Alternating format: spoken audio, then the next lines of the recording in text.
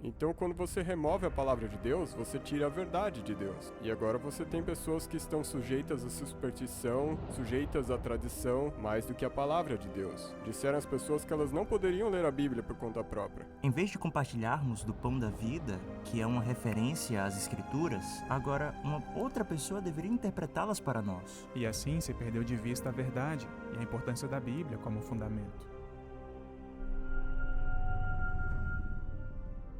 O altar de incenso, que representa a intercessão de Cristo em nosso favor, foi derrubado e no seu lugar foi estabelecido o que se chama de confessionário. Tinha 2 compartimentos, era dividido por uma cortina, com um homem sentado no lugar de Deus, ouvindo as confissões de outros homens. E foi dito às pessoas: vocês não podem ter acesso direto a Deus.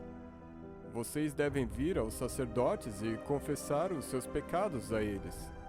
Veio então a figura do padre, colocando-se entre o pecador e o Senhor, dizendo: de agora em diante vocês devem confessar os seus pecados a mim. E mais uma vez, barreiras estavam sendo colocadas entre o homem e Deus. Perdeu-se a capacidade do indivíduo de ir diretamente a Deus. E o candelabro de 7 braços representava a igreja, e ele também foi atacado nas perseguições que ocorreram durante esse período de tempo conhecido como Idade das Trevas. A liberdade para testemunhar também foi removida, e é isso que representa o candelabro, o testemunho. Qualquer um que divergisse do ensinamento dessa igreja dominante, desse sistema dominante, era perseguido, queimado, torturado e de muitas maneiras diferentes, para que eles se adequassem ao sistema. Então, de muitas maneiras, você pode ver o santuário sendo derrubado. E aí, no compartimento santíssimo, onde tinha a Arca da Aliança, é ali onde você encontra os 10 mandamentos, dentro da arca. E a Bíblia diz que esse poder cuidará em mudar os tempos e a lei, em Daniel 7:25.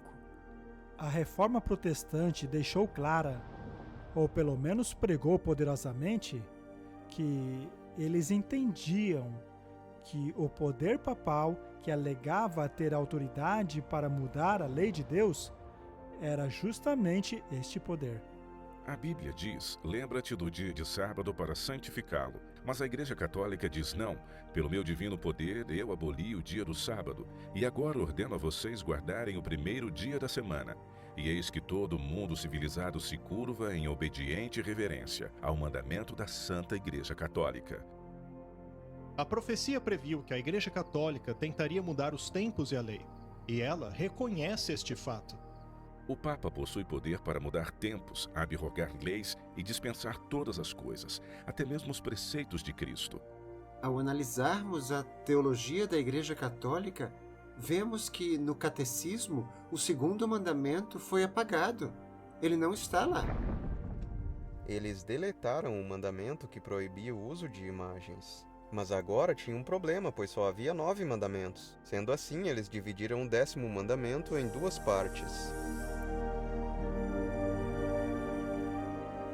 Além do santuário ter sido jogado por terra em termos de muitas doutrinas e leis, também perdemos a noção do sábado. E eles pegaram o descanso no 7º dia, que apontava para o sábado, e disseram: pelo poder e autoridade da igreja, nós mudamos esse dia para o domingo, o primeiro dia da semana.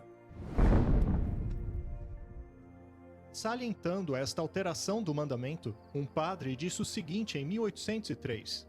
É bom lembrar os presbiterianos, batistas, metodistas e todos os outros cristãos que a Bíblia não apoia em nenhum lugar a sua observância do domingo. Domingo é uma instituição da Igreja Católica e todo aquele que guarda esse dia guarda o mandamento da Igreja Católica.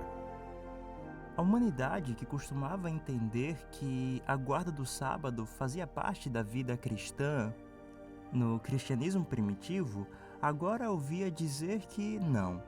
Agora, o sábado é o primeiro dia da semana. Esta mudança foi feita pela Igreja Católica Romana, pois ela alega possuir este poder. O caminho mais seguro é sempre o das Escrituras. Se a Bíblia afirma que Deus diz algo, mas eu me permito ser convencido por outra pessoa que Deus não disse aquilo, De quem é a culpa? Eu sou o culpado. A ideia de que o sábado do Senhor foi mudado é ridícula se você pensar a respeito. Porque o único mandamento que começa com a palavra lembra-te é justamente aquele que eles querem que esqueçamos.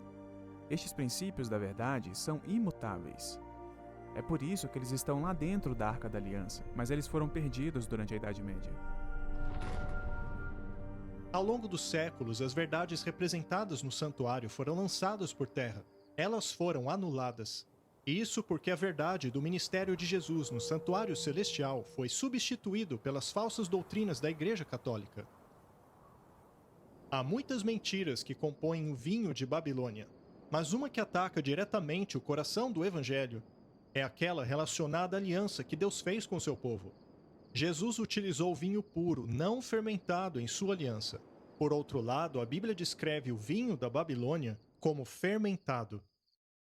Jesus, no Novo Testamento, enquanto ele estava tendo a última ceia com os discípulos, ele dá a eles o pão e diz: "Este é o meu corpo, que é partido por vós." Então ele dá a eles o vinho, que é o suco da uva, e ele diz: "Esse é o sangue da aliança."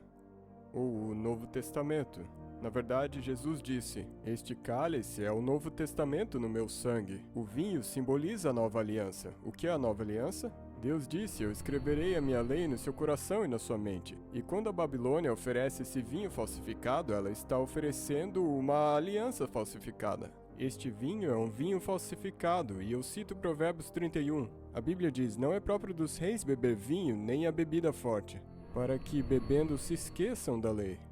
Então, este vinho, ele é fermentado, é impuro, e quando você bebe desse vinho, ele causa com que você esqueça o que Deus disse para você se lembrar. E quando disse Deus para lembrar? Lembra-te do dia de sábado para o santificar. Então é esse o vinho que está sendo dado para o mundo atualmente.